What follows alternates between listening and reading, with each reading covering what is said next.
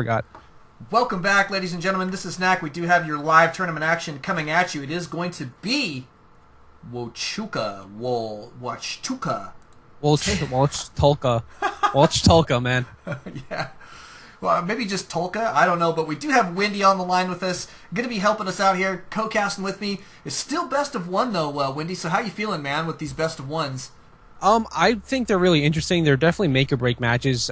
In a tournament of this size, considering the prize pool and the number of player entrants that are into it and the scope of the scale, definitely the best of ones have a place in tournaments like these. Of course, like MLG with its $50,000 first prize, you want to get the opportunity with a double elimination best of three, but they're very do or die, man. They're very cutthroat. Players don't want to cheese. They don't want to play any kind of any risky plays. They want to play very straight up and try to progress as far as they can. And then once it gets into those best of 3, best of 5, and does it go up to best of 7? No, just best of 5 for the finals. Okay, so best of 3 and then best of 5. Once you get up there, then you can start breaking out, the little the strategies of that some rushes or some all-ins or something like that. So right. it could have some variations, but these best of ones, man, very cutthroat. Players need to win. They need to. If players want to advance, they need to win. So they want to play very straight up games. Yeah, well, I agree, and it's an interesting thing that once we do get into those best of threes, that a lot of the times we do see cheese come out very quickly, very quickly. Sometimes in game number 1. And it tends to be exactly what players need to switch things up on their opponent, where all tournament long they've kind of been working on very standard play, and all of a sudden that switch up can catch them off guard. Yeah, and I don't know if you noticed there, Zabro overreacted to it. The probe, he pulled about 6 or 7 SCVs off the line. Oof. And at this point in time, in the game, it's only about less than 3 minutes in. That's significant money loss for him. His timings are now going to be off. And that's like going back to what you were saying before while we were waiting for the next game to load up. This game is about little things adding up and either making or breaking you. And if you think about it, he just lost about maybe 50 minerals worth considering the timing they lost. But that means his supply depot is going to be delayed, his tech lab, his expansion, all that stuff is now going to be delayed by a little bit.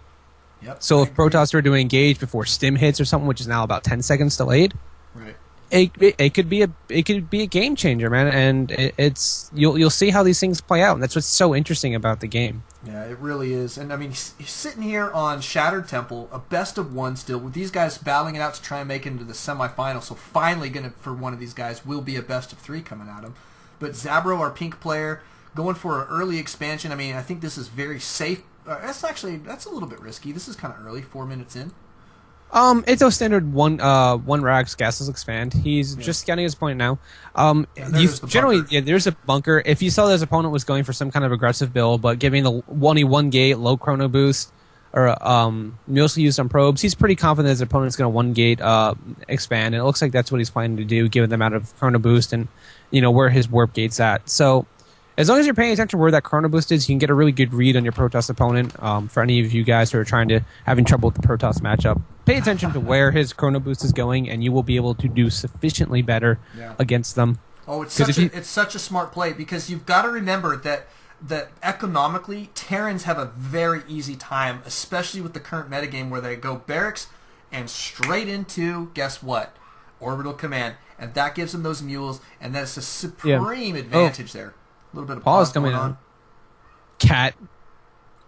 But yeah, so I mean, like you're saying, notice that what he's doing is what Tulka is doing is chrono boosting out his economy, trying to stay on par with his Terran opponent. He doesn't want him to pick up that lead, and I mean that's a nice thing about Protoss that you can do is use that chrono boost for your economy. Generally speaking, as long as you're not getting too aggressive on taking your expansion or teching too quickly, you should have plenty of defensive units out. Mm-hmm. And a strong economy. So, I mean, but this is nice play from Zabro. I was a little bit worried for a second there that he wasn't going to toss down a bunker, but this bunker defensive position looking pretty good here for Zabro. I mean, he's got a whole slew of barracks going down there, 3 barracks, and he's going to be tossing down his second gas. So he's got a pretty standard opener here, and looks to be ready to start teching up here just about any moment. Interesting. I'm expecting Marauders. Go ahead. Yeah, Tolka's thrown down 2 additional gates.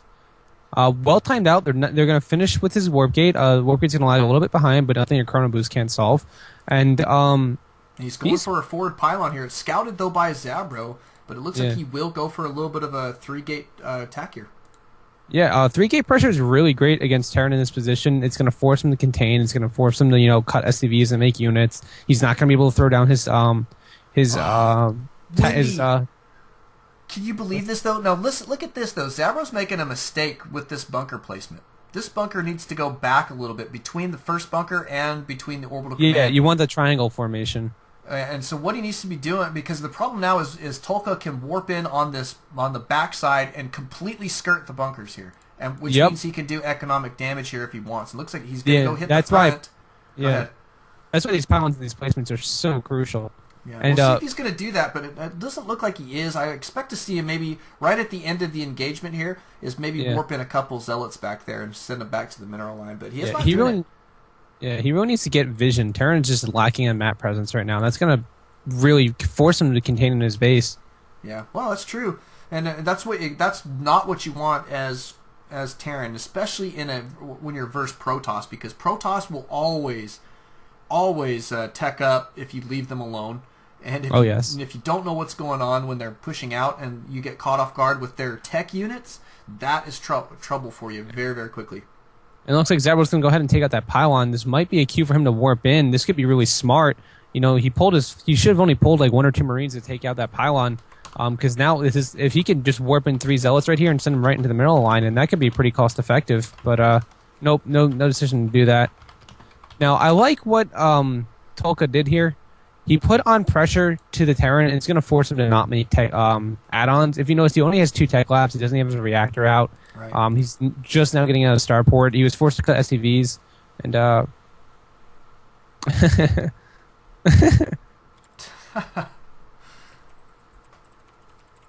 man, I've got some interesting stories about dead cats. Yeah, we don't support animal cruelty very often. Cats are, they're deadly, man. They are the hard counter. Cats hard counter everything. Yeah. But they can. I have a fat beagle that hard counters a lot of things. Like he likes to bark. Like if I don't have my headphones on when I'm playing, he'll bark at the sounds. I don't know why he does it, but he will. So it's. Third gas here for Tulka is not too bad. But he's got a forge going down. Looks like he's going to have a nice little defensive position with his sentries. He's got plenty of force fields out the ready here, but I think it was wise for him to back out. I feel like Zabro really kind of had his number there, with that early scout of the potential 3-gate aggression there. I think this is shaping up to go into our late game potentially. I'm expecting to see these players start gearing up for their thirds here in just a little bit. Scan going down there for Zabro is going to kill off that scouting probe there, but the nice thing is for Tulka is he did scout the salvaging of the bunker, and that means that he could expect some push out of Zabro here. But notice that he's got ghosts in his army, man. Yeah, I was about to say that. I was going to ask you how you felt, but sentries, dude. Look at the sentries. They're so maxed out on energy. 1 or 2 EMPs when those sentries are clumped up, game over. Yeah, Protoss is going to lose that advantage he has because you absolutely need to cut against that Terran army because they have such great range, such high DPS, especially Tim. I like this little push before medevacs. It's before any Colossi come out with range. I love how he sneaks around around the vision of the tower, but it looks like Tulka should have seen that. He should have caught the tail end of it there. Scan going down wants to reveal what the position of the army is, but these ghosts are about to be able to do some damage. Look at that! All of those sentries just about getting their energy completely annihilated. And even baiting force fields. That's really smart play as Zabro. I have to hand it to him. This is and he's going to go for it, getting ahead of that force field. Colossi goes down first. There's only sentries and stalkers left. This won't be very good for the Protoss player. He could lose right here if Terran has an army to reinforce, but I don't think he does. Yeah, he's not streaming any units here. Looks like Tulka should be able to hold on. He's going to have to pull a couple probes here just to play it safe, but not a bad push there from Zabro. But interestingly enough, Tulka still on pretty even footing with the supply count there, as well as checking that units tab. He's not far behind in the economy at all. No. And a big crucial misstep. No concussive shells from the Marauders. In that situation, you could have kited some of those Zealots, and that's little things you need to pay attention to. Getting 1 or 2 of those Zealots in that situation would be very beneficial for him. Yeah, he does finally have medevac reactor just finishing up. He actually has double medevac production, knowing that the Colossus out, he's actually going to go into, he might go straight into Vikings, or at least Vikings out of one of these reactor starports. But I do like that he has 2 up. I definitely don't think enough Terran players react quick enough to Colossi at this level of play. But and then 3 additional gates going down for the Protoss player, as well as a Twilight Council. Range is done for the Colossi. Only 1 and a second one about 80% done. What do you think? You think Protoss is on his back foot a little bit here after that push? I'd say a little bit, not by too much. I mean, he's a little bit behind in the supply count right now. You can see that Zabro is trying to secure a 3rd, and he's really beefing up his unit production here. A lot of Marines and Marauders going to be pouring out onto this field, and this is where Terran tend to shine, is in this mid game here versus Protoss. Their production tends to really outpace what the Protoss players are capable of doing. Notice that Wochtulka is taking his 3rd as well. Looks like he's going to beat his opponent probably to the punch there slightly as far as getting the mining done. But the gold is going to go down for Zabro. Actually, sending it out right now. He's not even going to turn it into an orbital quite yet. So he's probably going to make a planetary. Probably going to make a planetary. Yeah, you're right. But getting the mining down right away is absolutely going to be crucial here. And Tolka is on his back foot in the sense that he can't really push out here. I mean, the defensive position of Zabro is phenomenal right now. And I don't like to see him moving out here like this. I think this is a mistake. And he really could play defensively here and do just fine. And look at this. He already has 4 Vikings out, and there's only 2 Colossi. 4 Vikings against 2 Colossi. That'll work wonders. I really have to hand it to the Terran player here. This is pretty impressive play coming out of him, especially out of I mean, he may not be a Diamond League. You never consider the possibility that this is his account. Could have just signed up with it. I mean, I don't know if that's against rules or anything like that. Sure it is, but I mean, a lot of these players, they play either on the European or the Korean server for their main. Okay. Their North American accounts tend to not get tons of play, so it is what it is. Yeah. I did not even consider that. I had not realized that this has a foreign scene into it. Oh yeah, absolutely. I mean, we were talking. I mean, today we've got guys from Africa, guys from Europe, guys from Korea. A lot of guys from Korea playing just in today's tournament right now. Yeah. And I mean, some of these Korean players though they keep North American accounts very, very well. Like Cheetah Prime, for instance, has got Grandmaster on both. Yeah, that's not easy to do. I just noticed somebody in the Twitch TV chat says, "How about we give one player? How about we give them Gauss rifles, or alternatively give them one player on each team has a taser that he can use at any time." Each talking about football players, yeah. Yeah, with tasers, why not? That's essentially Starcraft. Good idea picking up the observer. Just smart sense coming out of Zabro there. Yeah, and he's got so much Vikings out on the field. I don't expect to see any more of your Colossus out on the field. I think 3 is absolutely going to be enough to lose here, don't you think? Oh yeah, I mean, he might have gone a little overkill in Viking production. 12 Vikings. There is a 4th on the way, and I think this is a good time to go for it. He was going to pick off 1 Colossi right away. That's huge. He's actually backing up the army, letting the Vikings take the damage from the Stalkers. This is game right now. I definitely think Zabro can pull this out. Charge is done for the Zealots. Upgrades are a little bit... Oh no, they're dead even now. Landing the Vikings even. This is it. Terran's going to take this right here. I think so. I mean, Zabro is still way ahead in the supply count. This army is too much to deal with. He's landing all of these Vikings. The DPS from Vikings on the ground is actually pretty good if you can keep them safe.